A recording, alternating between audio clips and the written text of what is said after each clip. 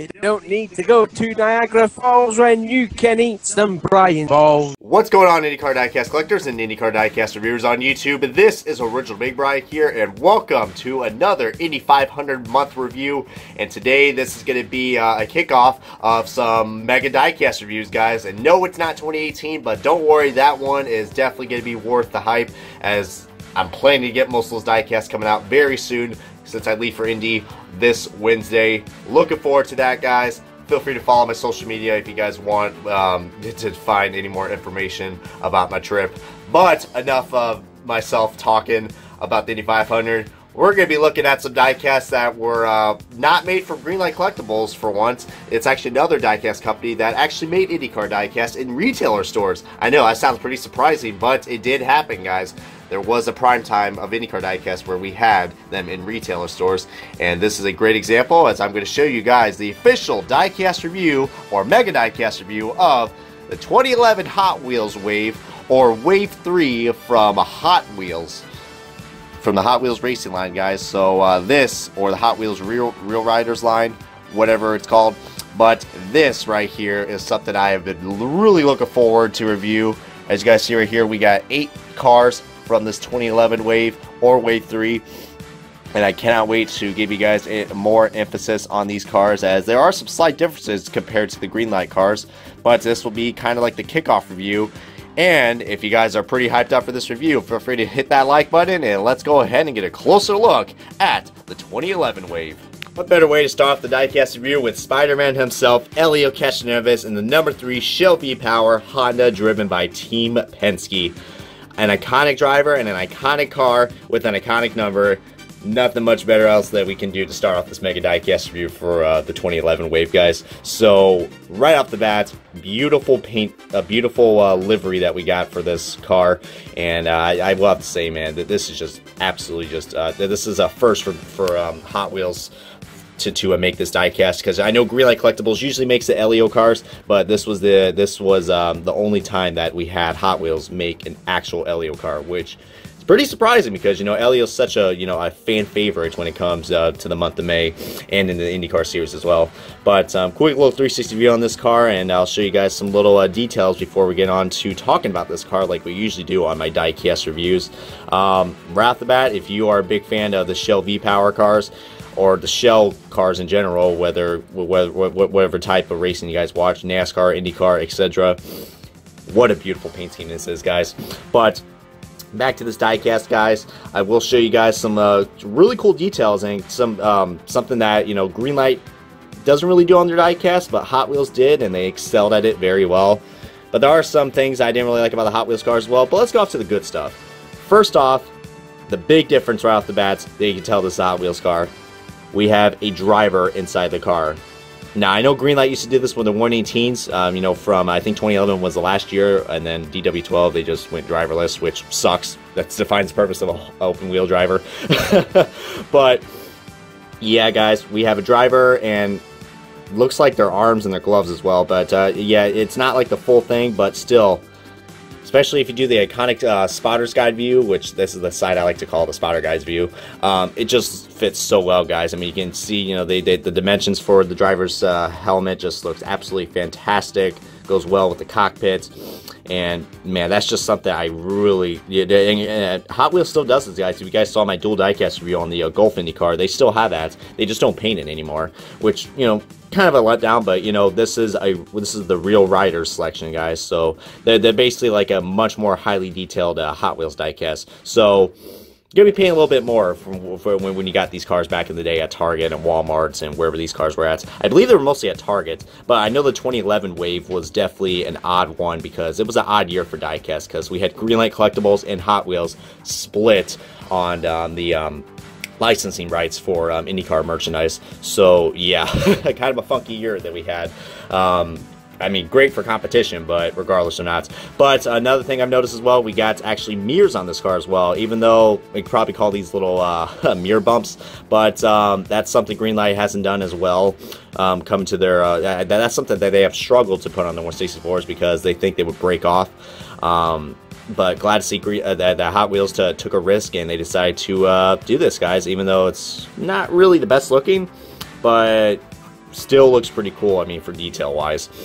Another couple differences that we got, the tires, both inside and out, they are different sizes. I mean, that's usual for, you know, any kind of IndyCar diecast, so Greenlight and Hot Wheels, that's something that they share in common. But if you noticed, Greenlight used to do this, they don't do this anymore. The inside and outside of the tires, both sides of the tires, have the Firestone Firehawk marks on this car. So really cool that they were able to do that. That's something I do miss. And also notice that the tires are actually a lot more less stiffer than what Greenlight cars are. They're actually, you can actually tell just by the light that these cars are you know, metal and rubber. Well, I mean, yeah, I mean the metal is definitely not much of a higher quality like Greenlight's, but it's still technically metal. But that rubber is definitely rubber. I mean, you can just see it, guys, just by the lighting. Speaking on the bottom, guys, this is something that Greenlight never does, or I think this is the first for IndyCar diecast, from what I know. These are held together by screws. So for custom makers, this is a great relief, guys. So if you are looking to find some cars to do custom work on, the Hot Wheels cars are the way to go, guys. I mean, not the new ones that you see at the stores now with the rivets. I'm talking about the real rider cars, guys, which this is one. Although I don't recommend this way, probably, because these cars are pretty hard to find, especially some of the ones I'm going to review very shortly. But if you also notice as well that this is, yeah, plastic, but it kind of has like a carbon fiber texture as well, which is something that I wish Greenlight would do. I think they've done, but I don't know, guys. I mean, we usually get the matte black on the bottom of the cars, but as you guys know, Indy cars are made out of carbon fiber, so another great attention to detail that we got from Hot Wheels. I mean, there's a reason why I go so fanboyish on these cars, because they're just such incredibly great detail. But another thing that was a common problem for the Hot Wheels diecast, since we do have separate pieces, like the camera is a separate piece, and then this whole body is all one, and then suspension, which are gray as well. It's a gray plastic. Those are look like they're pretty easy to bend because they are plastic. But the rear wing, guys, even though my rear wing's kind of chipped off as well, see there's a chip on the 3. That's kind of bad, and there's a piece of hair right there. It's a separate piece as well, so a common problem that we usually got was that some of these wings would be slanted, and you can kind of tell mine's a little cockeyed, and there is some play to it. So yeah, I mean that's something that Hot Wheels did improve later on when they made the mold that we have currently for the Golf IndyCar. But yeah, guys, Helio Castroneves, I mean, it was not a impressive year. Oh, you could definitely tell the slant now by that 3 car. Look at that. But yeah, 2011 wasn't really the best year for Helio, guys. I mean, especially what happened at 2010 at Edmonton. That definitely was just, you know, that was, you know, a crazy finish right there, guys. I mean, if you guys want to watch some great IndyCar races, you know, to check out what the Eyes Out IndyCar series had to offer back then. This is kind of like a throwback to these cars. But I believe he finished 11th in the point standings, and Team Penske were, I mean, unless you were Will Power, Helio and Ryan Briscoe were kind of like the odd ones out, kind of. But they still had decent runs. I mean, and a year later, guys, in 2012, he did one in this livery at St. Petersburg. So it all came full circle for Helio, but really cool that we had Hot Wheels to make this diecast. And I have to say, man, if you guys can find this diecast, I would recommend getting it, especially if you're a hardcore Helio Castroneves fan. Shout out to my good friend Racing2011, who is also an Helio fan. If you're watching this video, this is probably going to give you some great vibes, and hopefully it will encourage Helio to get that 4th Indy 500 win for his IndyCar Series career. But that's going to wrap up on the Helio Castroneves Shell V-Power diecast. When it's 2011, we got to talk about one of the most interesting drivers for for this series, J.R. Hildebrand, also known as the guy who nearly almost won the Indianapolis 500 coming into the 2011 Indy 500. So close, and just in the final turn when he passed Charlie Kimball, little did we know that J.R. Hildebrand was not going to be an Indy 500 champion when he slammed the outside wall coming into turn 4, trying to pass Charlie Kimball. We all know what happened. He lost, and Dan Weldon pulled off his 2nd Indy 500 win, guys. So yeah, it's been a tough time for J.R. Hildebrand, especially very currently. I mean, but it's still cool that we got a diecast made. I mean, the National Guard car is something that Hot Wheels really loves to make. They made Dan Weldon's car, I believe, numerous times, guys. We had his roller coaster car and his oval car from 2009 and 2010 been released. And they also had a camouflage National Guard car as well. That was a promo from Panther Racing. And then we also had another JR Hildebrand National Guard car released from Wave 4 in 2012 with the Hot Wheels Racing Series, Real Racing Series, which that might be a video I'm going to probably do very soon, guys. I plan on reviewing most of the Hot Wheels cars, guys, so that's why I'm categorizing these in Wave 3 and Wave 4. So, yeah, this car that we got from 2011 from Wave 3, guys, this is, you know, it is a great-looking car, but it is kind of inaccurate. And you're probably wondering, why am I saying it's inaccurate? Well, on the actual car, if I'm not mistaken, that the National Guard lettering is supposed to be white and not red. So, don't know what Hot Wheels was thinking when they decided to do that. I mean, my only explanation is possibly... Well, I don't know, guys. I mean, we had white letters on the damn welded cars, so no excuses right there. But, you know, I can't criticize, guys. I love the bright orange that we got on this diecast, guys. Looks amazing. And a lot of people are wondering, well, why the heck did they put the bright orange on this car? It's for spotters reasons, guys. It makes the cars, you know, pop out, especially when you're at a track like IMS. I mean, the cars can be a little hard to find sometimes, especially if you got liveries that run pretty similar in the color scheme. But, you see right there, we also got JR Hildebrand in that car, and we got the green, I guess we got that. Another thing I noticed as well, guys, that these, I think these fire suits are kind of accurate. Helmet colors, I'm not quite sure as well. If they are, then that's pretty cool. But you see right there, we got lots of cool sponsorships going on for National Guard. It's a shame that this was technically the second to last National Guard car from Panther Racing that we had before Panther Racing shut down. And, you know, after all that, I mean, JR Hildebrand's career kind of, you know, fell flat. I mean, he kind of mostly just had some partial rides with Ed Carpenter Racing after that. And, yeah, he does not have a full-time ride so far, guys. He's only run the Indy 500 for this year, which, you know, is such a shame. You know, I could have sworn JR Hildebrand was going to be, you know, he was one of those guys, you know, where you know, James Hinchcliffe and Charlie Kimball starting to come into the IndyCar series after competing in Indy Lights. Starting to, you know, get his feet wet and, you know, trying to get comfortable and, you know, trying to find a name in this place for the IndyCar series. Almost happened in 2011, guys, but after that Indy 500 slump, just, you know, it really has been a struggle for JR Hildebrand. I really hope, you know, he can pull off a comeback. I mean, that would be an interesting 500 story if somehow JR Hildebrand wins this year with this year's 500. I mean, look what happened with Takuma Sato last year, guys. In 2012, he lost the Indy 500 to Dario from a lackluster move, and you know, anything can happen in Indianapolis, guys. But yeah, this JR Hildebrand car, besides the Honda logo being kind of screwed up, I love this livery, guys. The digital camo looks amazing. Besides the red lettering issue, I have to say this is possibly my favorite National Guard car that we got, along with the Dan Weldon camouflage National Guard car.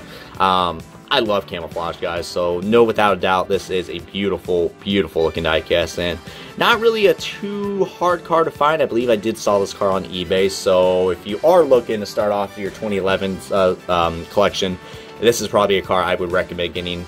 But that's going to wrap up on the JR Hildebrand National Guard car. Yes, the title sponsor for the Eyes on IndyCar series, the Eyes on car, driven by Ryan Briscoe for Team Penske. Man, this diecast is pretty hard to find, so a lot of people are probably wondering, well, why in the world you took out of the box? Well, let's just say I want to get you guys a closer look on this car. I don't plan on selling my diecast anytime soon, so I could really care less about the resale value. But these diecasts are just absolutely amazing. I was very fortunate I got this car. I picked it up at eBay, guys. I mean, from a couple years ago, and I have to admit, this diecast is just absolutely fantastic. I love the Izod livery that we got going on with Ryan Briscoe. You see right there, we also got Ryan Briscoe's name right on the rear wing with the paint chip. So yes, even Hot Wheels had paint chips back then, guys. And if you notice, we also got looks like silver rims on this car as well, guys. Surprising the Elio car didn't actually have that. Actually, didn't? No, it had black rims. So pretty cool that they had the different colored rims for Hot Wheels, even though they're not as noticeable as they are compared to the green light cars, but still really freaking awesome. And there you see, there's the all the details that we got for this diecast. See right there, the driver with the red fire suit and the black driver helmet. Really beautiful paint, beautiful livery. I keep calling this a paint scheme, guys, but I'm trying my best to say livery. But this is going to be an entertaining review regardless, guys. I mean, I don't really take my reviews too seriously, but that's just how I am. And there's the bottom of the car, guys, which is severely out of focus. Ooh, we got to get back on a focus mode on this car. But yeah, Ryan Briscoe, man, he, besides getting his win at Long Beach, I mean, it was definitely an interesting year for Ryan Briscoe. I know he was, you know, a strong driver coming in, you know, pre-2011, like, you know, in 2010, 2009, and before, you know, the IZOD sponsorship. This guy was, you know, the face of Team Penske, guys. He went out and won races, and it's very surprising that he never came as a champion, guys. He's lost to Dario, like, so many times now. It's pretty ridiculous, guys, but you can see why there's a big rivalry between Team Penske and Chip Ganassi Racing because of that.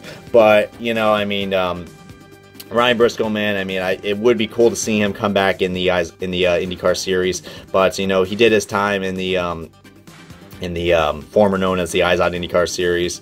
But yeah, I mean, this diecast right here, I didn't even knew that they made this car until like the last second I knew about this wave. But they also did made a Team Penske truck rattle car as well from Green Lights from 2011 or 2010, I believe.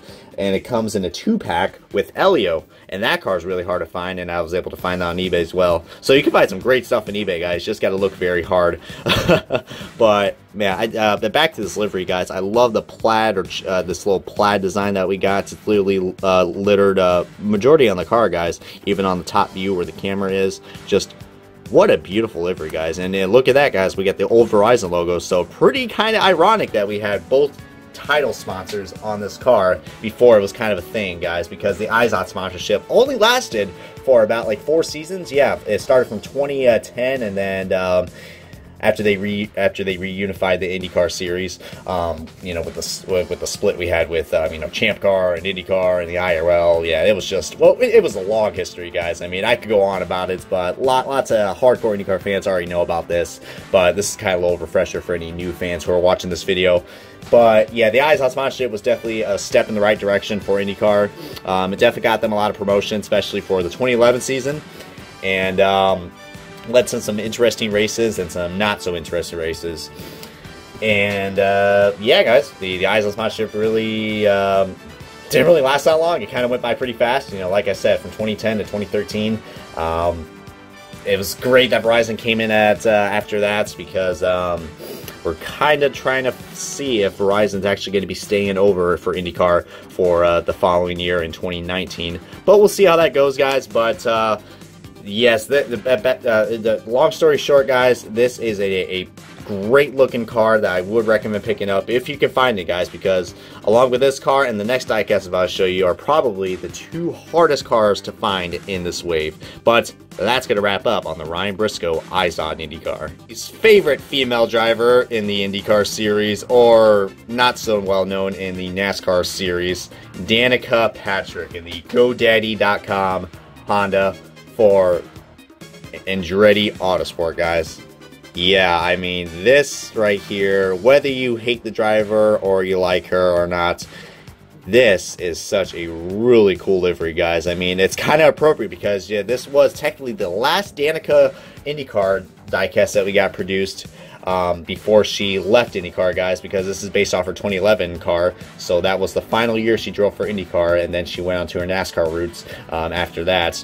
And what do you know, guys? She's making her final return in the IndyCar series for 2018. And yes, they are making a 164 and 118 diecast of that. So feel free to check that out on the Mega Diecast review for 2018. But yep, guys, Danica Patrick, guys. I mean, I will say this. She was a better driver in IndyCar than in NASCAR. NASCAR, she just, you know, didn't really, you know, found her way in to stock car racing, and she, you know, definitely got criticized for crashing a lot, which I will agree.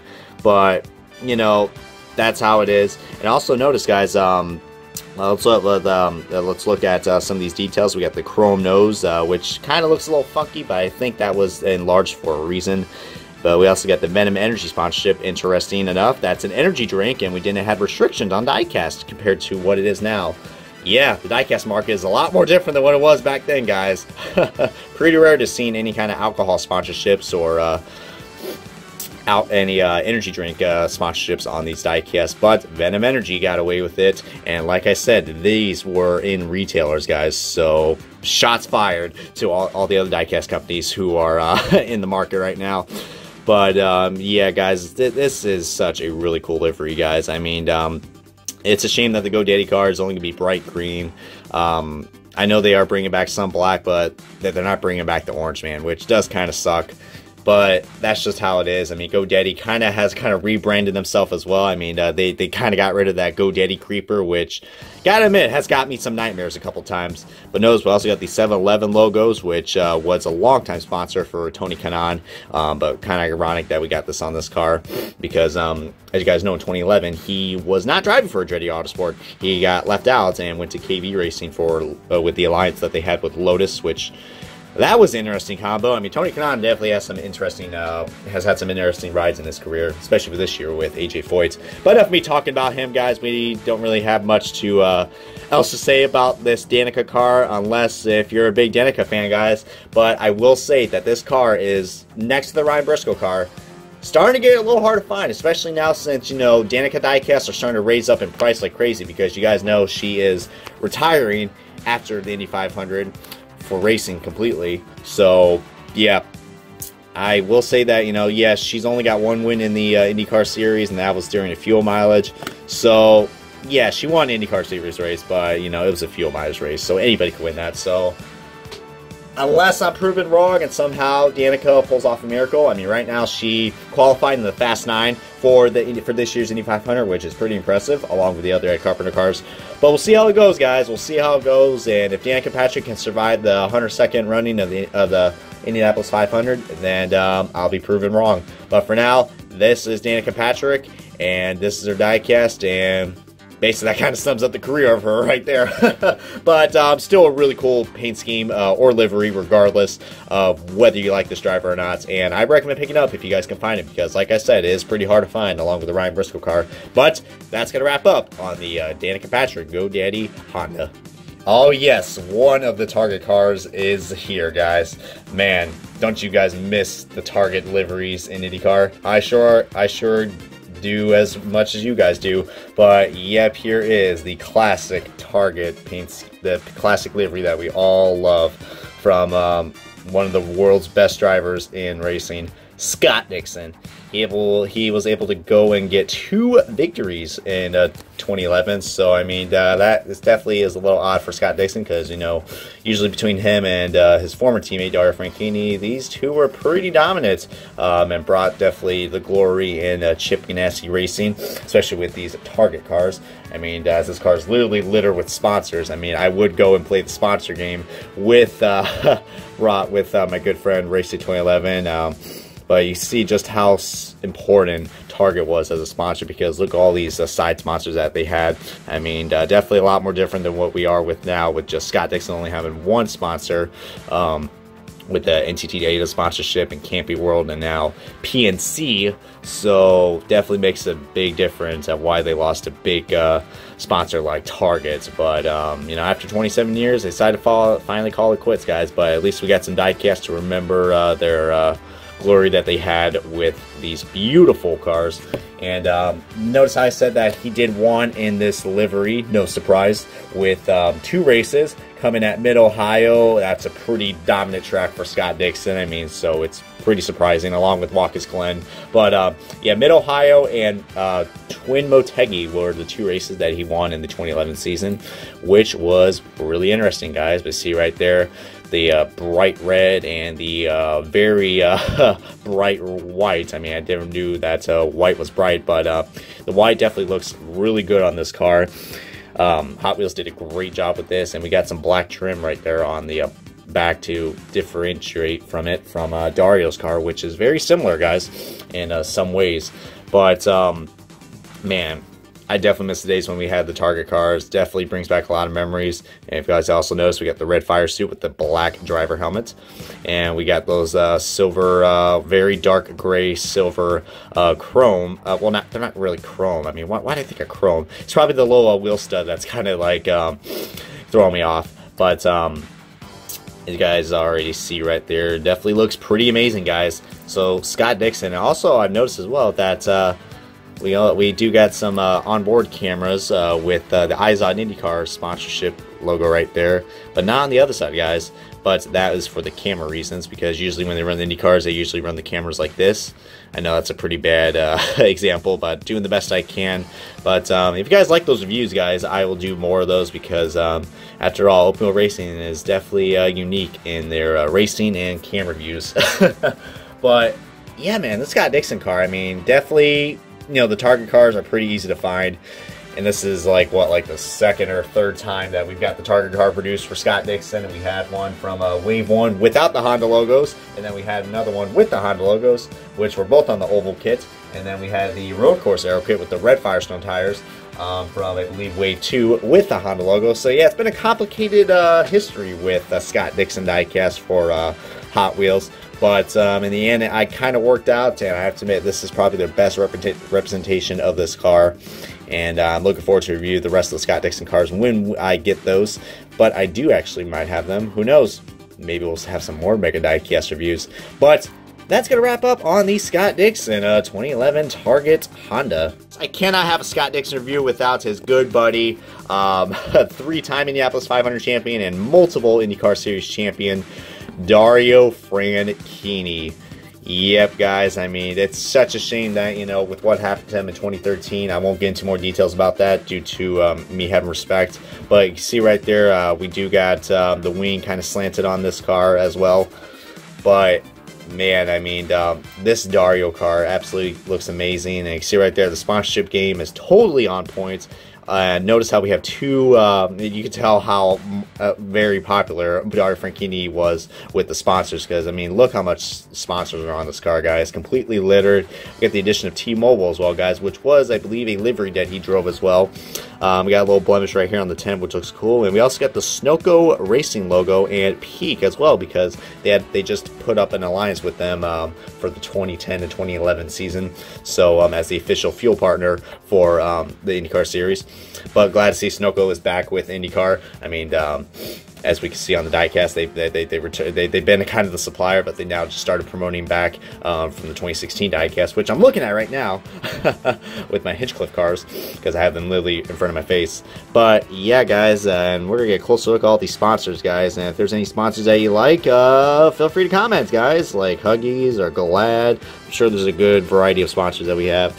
But the only thing that I don't really like about this car is that the sponsors are a little too hard to find, or a little, well, they're not really too hard to find. You just can't really see them that well. Like right here, even with my camera, you can't really tell what those are. I think that's a Microsoft logo, and Dell. Well, I stand corrected. I kind of see them, but you know, you really got to like focus in on these cars. And yeah, the Dario cars, man. You can see that these gray rims definitely look a lot more brighter than what the Dixon and Ryan Briscoe cars were, which looks pretty cool. It kind of looks like what Greenlight does, but just Greenlight has a little more of a shine or a gloss to it, but still really cool regardless. And we've had a lot of Dario cars released as well, guys. I mean, similar to what the Scott Dixon car, guys, we had, you know, the Wave 1 without the Honda logos, and then we also, which was on the oval kit, and then we had one with the Honda logos. You guys probably wonder why I'm saying without the Honda logos, but feel free to tune into Wave 1 of the 2009 IndyCar diecast when I get those in stock in my collection. But we also have the road course aero kit as well from 2010, and the championship version as well, which had the looked like rain tires from what I know. So definitely a lot of great variety for DarioFranchitti fans, especially for Hot Wheels. But then again, I mean, this was like the go-to guy. I mean, this guy was winning championships year in, year out. And, you know, he won five races this year, guys, ranging from St. Pete, the first Texas race, Milwaukee, I believe, and Toronto. That's 4, Brian. Wow, you can't count. So yeah, he won 4 races. It's been a long day, guys. I mean, all my energy is kind of worn out after qualifying for the Indy 500. So it's gonna be a very entertaining review, regardless, guys. Gotta love my screw ups, guys. But I'm human. We make mistakes. But man, what more can I say about this Dario car, man? I mean, it's another car that's not too hard to find. I mean, I think the Target cars are pretty commonly found for the Hot Wheels collectors. So, no exception right here. You need to get these cars because DarioFranchitti is the GOAT of IndyCar when it was around that time. But that's going to wrap up on the DarioFranchitti Target Honda. And, of course, we got to go to possibly everyone's most hated driver in IndyCar. Well, I won't say hated. Probably this is the least favorite IndyCar driver that we got for Team Penske.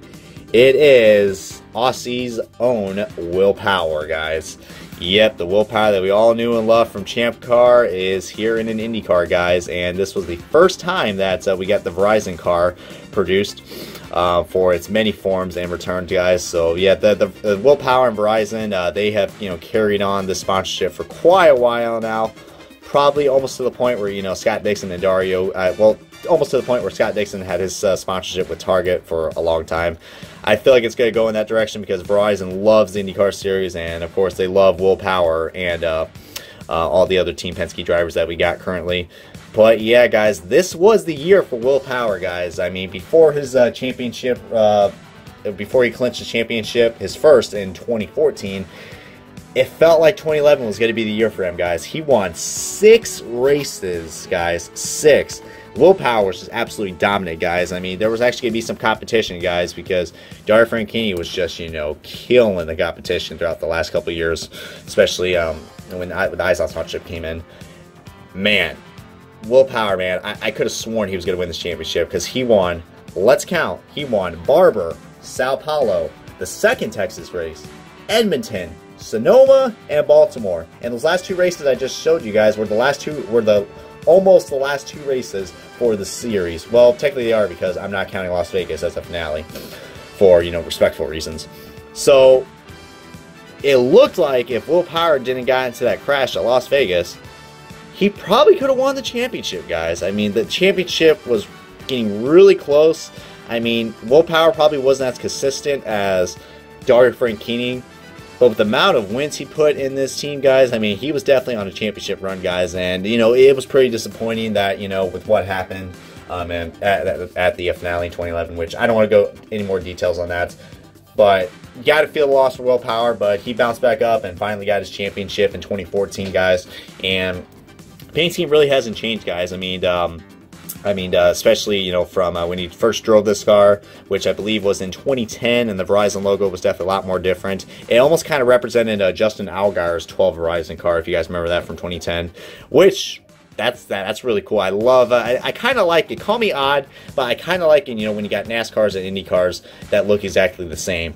Probably a good reason why I like the Menards car, guys, for both series with Pagano and Ryan Blaney. But yeah, this Verizon car, man, there's not really much to say about this. I mean, it's literally the exact same livery that we've had for Will Power, but you gotta admit, this one's really cool because this was the first time we got the Verizon car produced in this scale, guys, and Hot Wheels did a great job, replicating this car. The red helmet looks awesome as well. It definitely, makes this car pop out as well.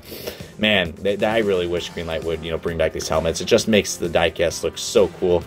Well, we had AutoWorld did it in 2014, and AutoWorld was a pretty lackluster slump for IndyCar diecast. But at least they tried, guys. But Hot Wheels definitely knows how to make these diecasts pretty well, guys. Yeah, guys, this car right here, it's not really too hard to find, but I would watch out for it because if you want to get a Verizon car, guys, this might be the way to go. But we did also had a Penske truck rental car that was released from, I believe, Wave 2 in 2010. So, yeah, if you're looking to get both diecasts, I recommend getting it, guys, especially for any hardcore Team Penske fans and Will Power fans. This is the car to go. Notice that Meyer sponsorship as well, guys. Yeah, Meyer used to be an IndyCar for Team Penske before, well, they were with Marco Andretti, but yes, they decided to go with the more popular competitive team. But yeah, guys, that's mostly all I gotta say about Will Power's 2011 Verizon IndyCar. Of course, I gotta save the best for last. You guys might know this guy, especially if you guys follow NASCAR. I mean, you guys, any NASCAR fans are watching this probably already know about Danica Patrick and DarioFranchitti. But do you guys remember Alex Tagliani, guys? He used to drove in NASCAR. I believe he still drives in NASCAR as well. He drives the NASCAR Pinty series, from what I know. And I'm not really have that much information on that series, but cool to see that he's staying with stock cars, because he was a pretty decent IndyCar driver.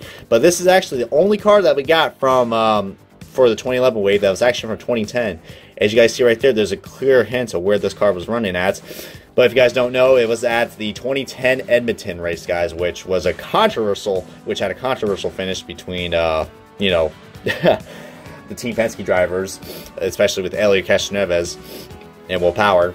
But we're not getting out to that, guys, because we're going to talk about Alex Tagliani. So right off the bat, you guys can notice some big differences on this car. And no, I'm not talking about the rims, but however, though, those chrome bronze rims look absolutely fantastic. Definitely really gives the car a good shine. But yeah, we do have the red Firestone tires, and you guys are probably wondering, why do we have the red Firestone tires? Well, look closer, guys. This is another reason why I really love the Hot Wheels selection, because they are the first IndyCar diecast supplier that made the road course aero kit, guys. I mean, that is freaking awesome. I mean, the majority of the IndyCar series runs on street courses and road courses, so you would think it makes sense for them to, you would think companies like Greenlight and Racing Champions and all these other diecast companies that we had before, Auto World, you would think they would, take this route and make these types of cars. But Hot Wheels was the only one to do it, guys, and I got to give them major props, guys.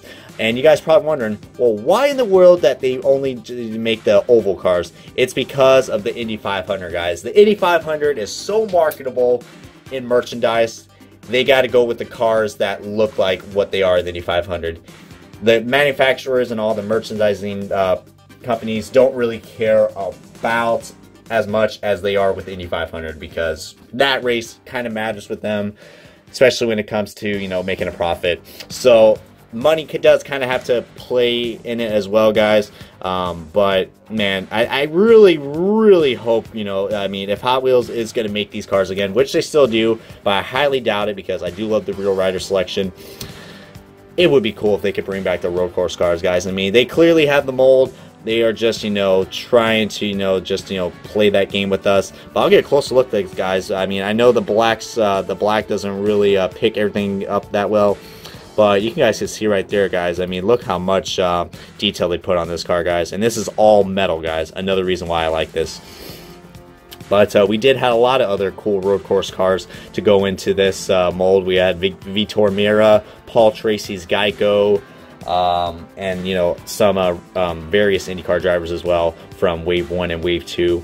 Just a few I'm listing off, because there are some more, but that's going to be saved for another day, guys. But man, just absolutely fantastic work by Hot Wheels.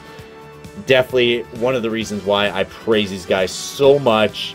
And it is pretty appropriate for them to make a Hot Wheels car that, Alex Tagliani drove. I mean, Hot Wheels loves their flame cars, guys. I mean, they brought the flames so many times. They did it with the Dance Root Beer car, not once, but twice.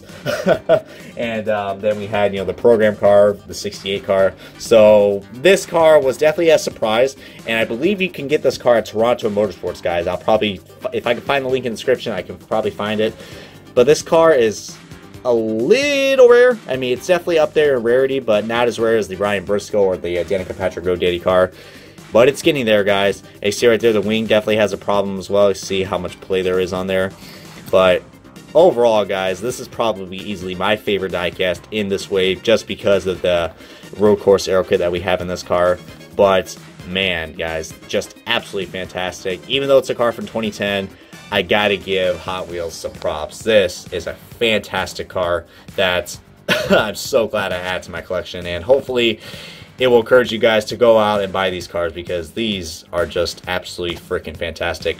But this is going to wrap up on the Alex Tagliani 2010 Hot Wheels diecast. Well, guys, this is going to wrap up the mega diecast review of the Wave 3 or 2011 IndyCar diecast that we got from Hot Wheels. I hope you guys enjoyed this video. As always, guys, please give this video a good comment, like, and subscribe for more IndyCar diecast reviews for this month of May, as we're going to be continuing the Indy 500 tradition for Indy 500 month, and hopefully this will be the start of some more mega diecast reviews, guys. And a little note, I just want to show you guys a little packaging that comes in these cars. If you guys are curious to find these, this is what the packaging looks like. And you know, it's basically the same packaging. It's a lot more different than we usually get for the Hot Wheels cars, but they decided to do a complete overhaul and it looks amazing. So all of them mostly look the same except for a different driver, and kind of similar to what like NASCAR Authentics has, guys. They have all the collect them all cars. Now notice the only car I am missing in this wave is the 2011 Indy 500 event car, but I don't really collect those cars. I like to collect the actual cars that raced. So yeah, this might not be the full wave, but in my opinion, this is still a really cool wave to get. But comment, like, subscribe, and I will catch you guys in the next Indy 500 month review.